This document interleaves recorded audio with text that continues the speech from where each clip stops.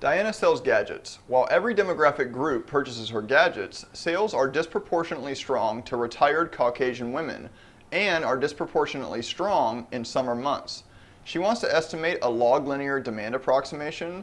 That is, that the quantity will be equal to A times P raised to the eta, or the ln quantity will be equal to the ln of A plus eta times the ln of P, where eta stands for the price elasticity of demand and A represents the aggregate effect of other systematic factors. At her normal price of $5, Diana sells 100 units per week. She runs a sale price of $4 for several weeks and sells 200 units weekly. Based on these two data points, the estimated price elasticity of demand is blank. So remember that log linear demand is given as Q equals A times P raised to the eta. So we have 2 points. We have 100 equals A times 5 raised to the eta, so 100 units at a price of $5. And we have 200 units at a price of $4. We can do a math trick and divide both of these functions in order to solve for eta. This helps us because we can cancel out that coefficient A.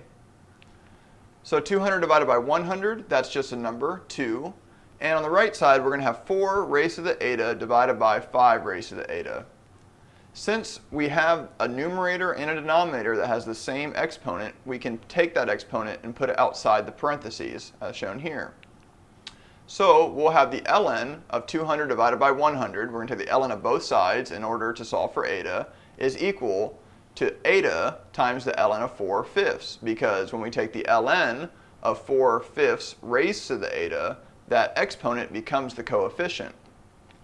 Now we can divide through by the ln of 4/5 in order to match one of the answer choices given to us on a test. Now realize this is just a number, so eta is equal to a number. You could solve for the ln of 200 divided by 100, that'll be a number, and divide it by the ln of 4/5, which will just be a number. But in this case, he leaves it in this form. So sometimes you'll have to do that. You'll have to manipulate answers or leave them in their original forms to match an answer choice on the test.